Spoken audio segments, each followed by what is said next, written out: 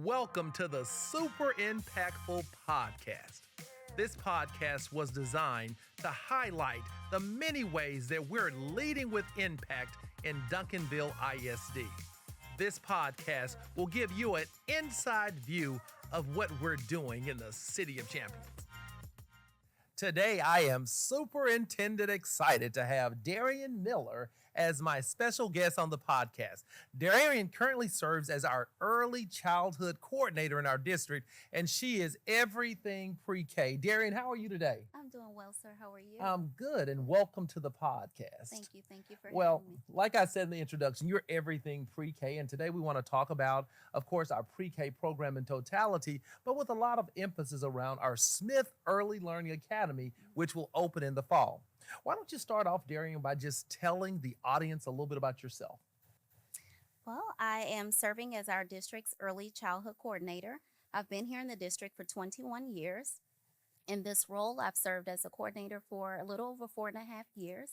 And in this role, I get to speak with our families about enrolling in pre-K. I get to help verify that eligibility to determine that, all students have access. But I also get to do the curriculum development that the students get to learn and those experiences.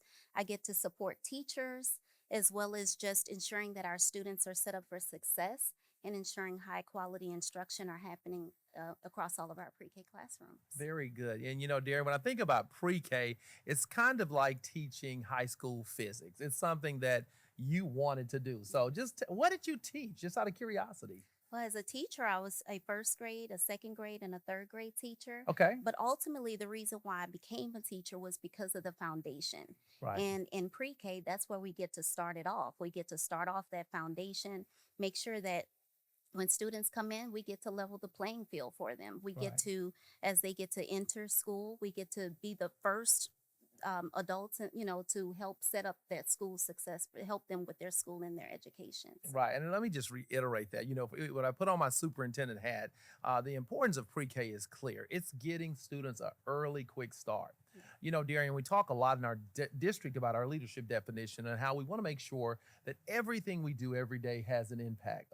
When I think about the work of our pre-K teachers, it's elevating excellence. It's an opportunity for us at a very early beginning to really elevate what excellence looks like and really hope that our children transcend that to the rest of their career in education, just their career in life in general, I should say. Yes. So let me ask you about that leadership definition. And when you think about the work you do every day, what other components other than elevating excellence jumps out at you that you think really highlights your work? I would definitely have to say leading change, just because we are Mhm. definitely working with much intentionality about how early childhood education looks in our district, with the unique and innovative ways in which we're planning the design of our building as well as the Mhm. curriculum, but also being very learner centered in that process, just ensuring that everything that we're doing is all what's meaningful for our students. So Right. making sure that the curriculum is designed for them, the environments are designed, just everything is just all intentional around what's best for our young learners and how they learn best. Wow. Darian mentioned our building, and what she's referencing is that for those of you that do not know, Duncanville is in the process of doing an incomplete renovation on what was Smith Elementary, and it will open this fall as Smith Early Learning Academy. Smith Early Learning Academy will be the space where our 3-year-old students go. Tell me a little bit about Smith and why was there a need for this space?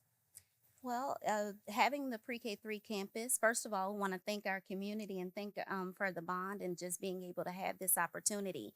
But just a lot of research just shows around our students from ages 0 to 5 and all the brain connections that happens. Mhm. So by having a pre-K 3, with that being the youngest champions that we serve here in our district, just being very intentional about being able to set them up for success.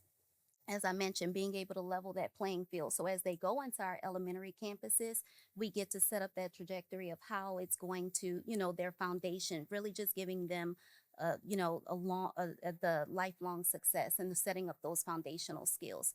So with that being said, at age 3, Their language is exploding. They Mhm. are, so their social emotional skills are forming. Just being, they're understanding the world around them. So just being able to really just have this moment from the experiences that they'll be able to have, and being able to allow them to have that in a campus that's designed specifically for them. Right. Well, because I'm the superintendent and because Darrian likes me a lot, last week we arranged an opportunity for me and some of my key team members to go in and tour the facility. And although it's in the midst of construction, it is going to be amazing. Yes. My favorite element of the building was the rocket. I actually got to go in a rocket. So families know that if your children, your 3-year-old chooses to come to Smith, they will have an opportunity to play in a rocket. Tell me a little bit though about the design of the building because it is definitely on steroids. It is definitely going to be an amazing experience for 3-year-old children. Tell me about the design and kind of how we came about those themes that resonate throughout the building. Well, you're really excited about the rocket ship, but I think you're going to be excited about all of our themed rooms. So we have 9 experience rooms throughout the building. And just in those experience rooms, we just wanted to take what the state says as far as what are those pre-K guidelines that our students, those learning outcomes, and really just bring them to life in ways that are going to be active, or how can it be exploratory for them. And so we have where, like, for instance, instead of students being in our ocean room, and doing things like all of those rooms, the furniture is all non-traditional things. Hmm. It's where they might be in a boat in that room, and like you mentioned, the rocket ship. But for example, instead of sitting at a desk and where students are looking for letters or looking for things, they really just get to find, have dramatic play wrapped in that. Hmm. And so all of those ways are ways that we know that our learners learn best. So we have 9 different experiences. And so our students are going to get a chance to spend 4 weeks in each of those experiences. So they get to start off in one experience, spend about 4 weeks, and then move to the next experience. So they're really going to have that opportunity to build that background knowledge, really get a lot of vocabulary in, and that's going to be very exciting for That's them. awesome, Mhm. awesome. And as I think about what we're doing there, we did service 3 years 3-year-olds in our district in past years. But what I want you to speak to, and I want you to speak to this from two spaces. First off, from literacy, we are a district that very much is we stress early literacy. We want our babies reading as soon as we possibly can, but also our 4-year program because you also oversee our 4-year-old programs. Just speak to families about what does that look like as your child matriculates to our school system. Well, actually, like you said, they'll really get this opportunity in pre-K 3, but then we're going to continue that. We are continuing that in our pre-K 4. So with their literacy, we, like I said, just ensuring that that vocabulary is there, really building on that background knowledge. There's lots of research just around the idea that when students are able to have strong background knowledge, how it really helps their comprehension and really helps their level under understanding, but then also those foundational skills. So when we couple how they'll be able to learn their letters and learn their sounds in such fun and exciting ways, but then also building that background knowledge. For example, in most rooms, you might see A stands for apple, but in our rooms, our A stands for astronaut, All right. or our A stands for architect. So it's really just giving them an exposure, exposing them to lots of different experiences that helps build that background knowledge, which based on the science of reading, it just allows, it really sets them up so that all those other skills can come as well. Good. So excited to hear that everything's going to be embedded around the science of reading, which we know has proven to lead to early readers. Now, I'm going to put on my parent hat. And as a parent, these are 3-year-olds. And for many of our families, a 3-year-old possibly could be your first child to attend school. Yes. It's the questions asked, how do I send my child to something that I haven't seen? So talk to us a little bit about when will parents possibly see the school and just tell us a little bit about that construction timeline. Well, we are definitely working on our timeline to be able to have the building ready. So by the end of July, we want to be able to have our ribbon cutting so Hmm. that families are able to come in and be able to see the building. And also, but meanwhile, we'll be sharing our progress on social media Very as good. well, Good. so that they'll definitely won't be, in the dark about where their children are going. And just knowing that behind the scenes, we're actively preparing the space, ensuring that everything from furniture to curriculum design is all, happening for them. But then by the end of July, we'll be able to definitely welcome our families, meanwhile sharing updates on social media. Good, good. And one thing I would remind myself is that I am not the typical 3-year-old parent, and that our parents are very technologically savvy, really into social media. So I do believe those afflictions will help families in making those decisions. Yes. So what do I do though if I want my child to come to this school? I understand enrollment's open. So just talk to us a little bit about what that enrollment process looks like today. Enrollment is available online on our district website at www.duncanvilleisd.org.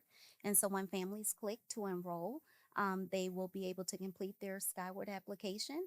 Our department will then follow up to verify the eligibility and then confirm that their child is in fact enrolled in our campus, whether it be for free pre-K or our other option that we offer as well for tuition-based pre-K. Very good. I want to thank you publicly for all that you've done this year to help us bring the school to light. I know this has been one of those things, all other duties as a side, in addition to the work that you do with our pre-K. So thank you so much. We appreciate it. And we're really excited to see this project come to life. Yes. There you have it, families. If you're interested in enrolling your 3-year-old, all you have to do is go to our website and follow the links there to get your 3-year-olds enrolled. Thank you for tuning in to the Super Impactful Podcast, the podcast where we celebrate those who lead with impact every day and create championship experiences for our students in the City of Champions.